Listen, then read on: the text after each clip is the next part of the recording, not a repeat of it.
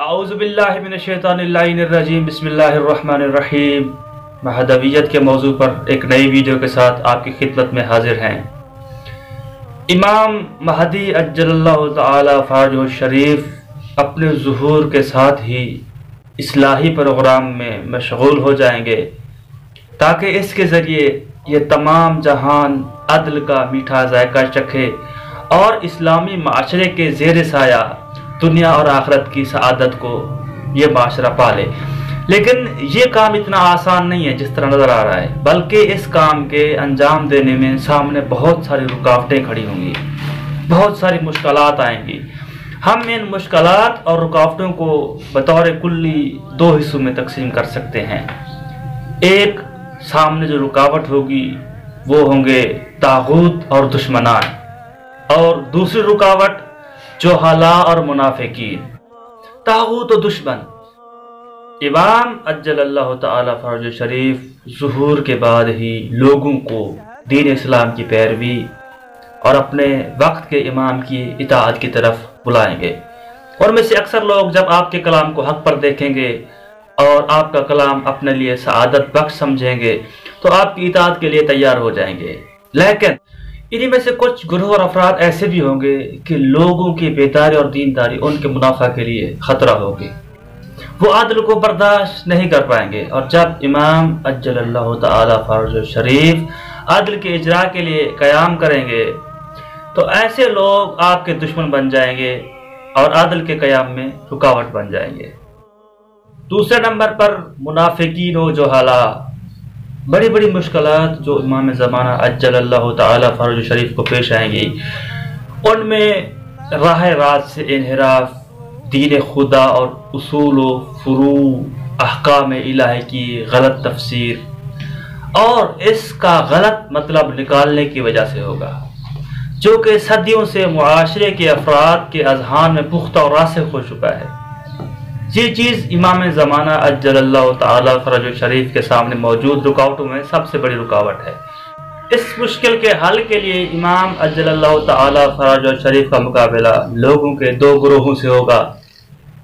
پہلا گروہ جاہل اور انتھی تقلید کرنے والے، جنہوں نے دین کو غلط سمجھ کر اسی پر عمل کیا ہے۔ دوسرا گروہ ظاہر بین اور تعلیم یافتہ لوگ، جو محدود تعداد میں ہوں گے۔ یہ لوگ یا تو جان بوجھ کر دین کو سیدھے راستے سے پھیر چکے ہوں گے یا انحرافات کو قبول کر چکے ہوں گے اور دینی معارف کو اپنی پسند کے مطابق توجیہ کر کے اس سے مفاد اٹھا رہے ہوں گے۔ پہلے گروہ سے مقابلہ قدرے آسان ہے۔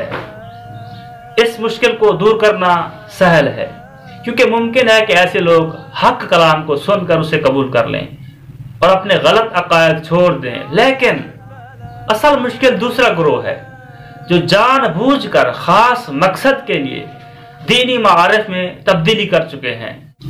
امام جعفر صادق علیہ السلام فرماتے ہیں، جب ہمارا قیام کرے گا، تکالیف جو جاہل افراد کی طرف سے انہیں پہنچائی جائیں گی ان اذیت و تکالیف سے بدتر ہوں گی جو زمانہ جاہلیت میں جہلاء کی طرف سے پیغمبر اکرم صلی اللہ علیہ وآلہ وسلم کو پہنچی تھی۔ راوی نے سوال کیا، ایسا کیسے ممکن ہے؟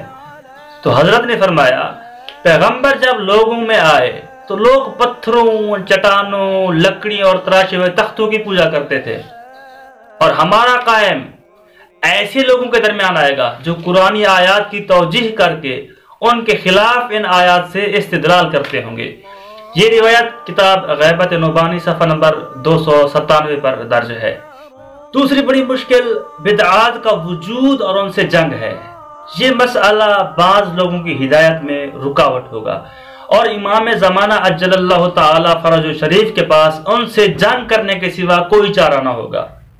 امام محمد باقر علیہ السلام زمانہ ظہور کی صفات بیان کرتے ہوئے فرماتے ہیں، کوئی بھی بدعت ایسی نہیں بچے گی کہ جسے وہ جڑ سے نہ اکھاڑ پھینکیں، اور کوئی بھی ایسی سنت نہیں بچے گی جسے وہ لاگو نہ کریں۔ یہ روایت بہار الانوار جلد نمبر 52 صفحہ نمبر 339 پر درج ہے۔ मुंशी बशरियत और मुस्लिह कुल के उन्वान से उनका ज़ुहूर बहुत शीरीन और आरज़ू की इंतहा है, लेकिन इंसानी मुआशरे में हुकूमत और लोगों के रहन सहन में कुल्ली और असासी तब्दीलियाँ होंगी। इस वजह से आपको मुख्तलिफ किस्म की रुकावटों और साजिशों का मुकाबला करना पड़ेगा, जैसा कि इस्तेमारी रुकावटें कि जालिम हुक्मरान और तागूत जब हजरत की इस्लाही हुकूमत को अपने इस्तेमारी मफाद और जालिमाना हुकूमत के मुखालिफ देखेंगे, हजरत के दुश्मन बन जाएंगे, उनसे ऐलान जंग कर देंगे, उनके खिलाफ लश्कर कुशी करेंगे। इसके अलावा इंसानी रुकावटें इसमें उसकी चंद अक़साम हैं, जिस तरह के आप इनमें देख लेंगे शहवत परस्त और हैवान सिफत लोग। ये वो लोग हैं कि दुनियावी शहवात इनके जिस्म जान में सरायत कर चुके हैं, हैवानी सिफात इनके वजूद को अपनी लपेट में लिए हुए हैं। ये लोग खुद को दूसरों की तरह आम इंसान समझते हैं, हालांकि ये लोग अपनी आइडियल और लग्जरी जिंदगी गुजार रहे हैं। दूसरे नंबर पर बाज़ाहिर दीनदार लोग। इस ग्रोह की चंद अक़साम हैं। ज़माने अमीरुल मोमिनीन जैसे खवारिज की तरह दीन का मफ़हूम निकाल कर अपने अलावा सबको काफिर और उनका खून हलाल समझने वाले लोग, ये बाज़ाहिर दीनदार लोगों की पहली किस्म है।